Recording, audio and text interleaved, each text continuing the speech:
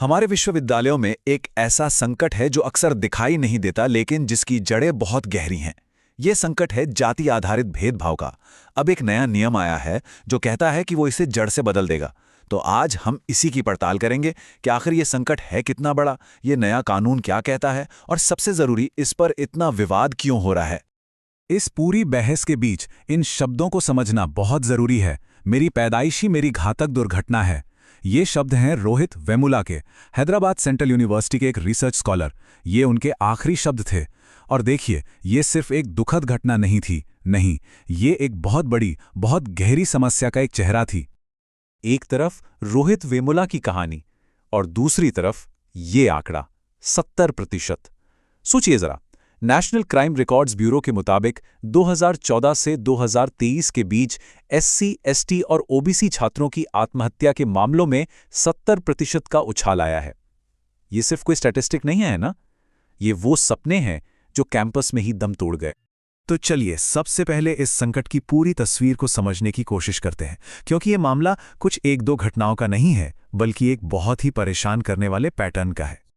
Rohit Vemula, doctor पायल तड़वी, दर्शन सोलंकी, ये सिर्फ नाम नहीं है, ये वो कहानियां हैं जिन्होंने पूरे देश को झकझोर दिया।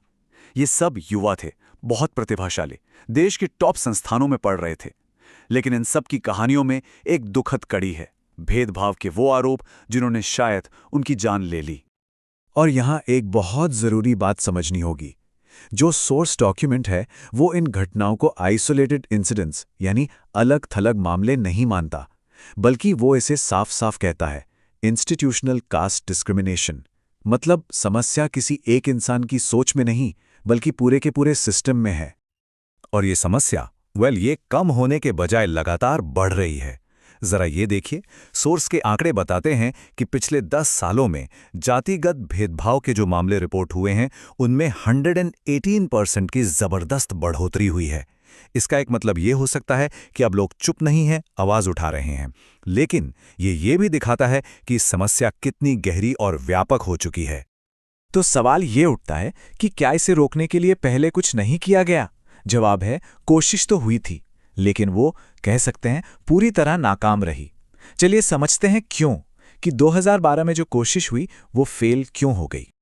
साल 2012 में यूनिवर्सिटीज में इक्वल अपॉर्चुनिटी सेल यानी ईओसी बनाने की बात हुई थी। कागज पर तो ये बहुत अच्छा लग रहा था, लेकिन इसकी सबसे बड़ी दिक्कत क्या थी? इसके पास कोई कानूनी ताकत ही नहीं थी। मतलब ये शिकायतें तो सुन सकता था, पर किसी पर एक्शन लेने के लिए मजबूर नहीं कर सकता था। तो हुआ ये कि ज्यादातर जगहों पर यह बस नाम का एक दफ्तर बनकर रह गया। तो देखिए, ये पूरा सफर 2012 में एक बेअसर ईओसी बना, फिर 2014 से 2023 के बीच जैसा हमने देखा, हाशिए पर मौजूद छात्रों में आत्महत्या के मामले 70% बढ़ गए। ये जो बढ़ती हुई त्रासदी थी, इसी ने आखिरकार यूजीसी को जगाया। और फिर फरवरी 2025 में एक नया ड्राफ्ट रेगुलेशन आया और जनवरी 2026 में आखिरकार फाइनल यूजीसी रेगुलेशन 2026 को नोटिफाई कर दिया गया। तो अब आते हैं मुद्दे की बात पर। ये नया यूजीसी रेगुलेशन 2026 आखिर है क्या, और ये पुरानी कोशिशों से अलग कैसे है? आइए इसके मेन पॉइंट्स को देखते हैं। देखिए, सबसे पहली और सबसे जरूरी बात, ये रेगुलेशन जाति आधारित भेदभाव को लीगली डिफाइन करता है।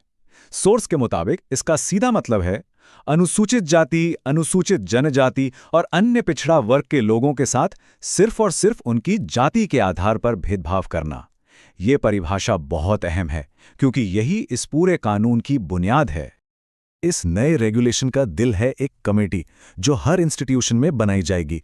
और इसकी बनावट देखिए कितनी सोची समझी है। इंस्टीट्यूशन के हेड से लेकर senior professors, staff, civil society के लोग और सबसे जरूरी स्टूडेंट्स के प्रतिनिधि और एक वकील भी। मकसद साफ है कि हर आवाज को, हर नजरिए को जगह मिले। और ये बात तो बिल्कुल नॉन नेगोशिएबल है। इस रेगुलेशन में साफ लिखा है कि कमेटी में एससी, एसटी, ओबीसी समुदायों से सदस्य और महिलाएं होनी ही चाहिए। और ये बहुत जरूरी है ना, ताकि जिन लोगों पर भेदभाव का असर सबसे ज्यादा होता है, उनकी आवाज भी फैसले लेने वाली टेबल पर हो। लेकिन जैसा कि होता है, जब भी कोई बड़ा बदलाव आता है तो उसके साथ विवाद भी आता है। इस रेगुलेशन का भी काफी विरोध हो रहा है। तो अब यह समझना भी जरूरी है कि जो लोग इसके खिलाफ हैं, उनके तर्क क्या हैं।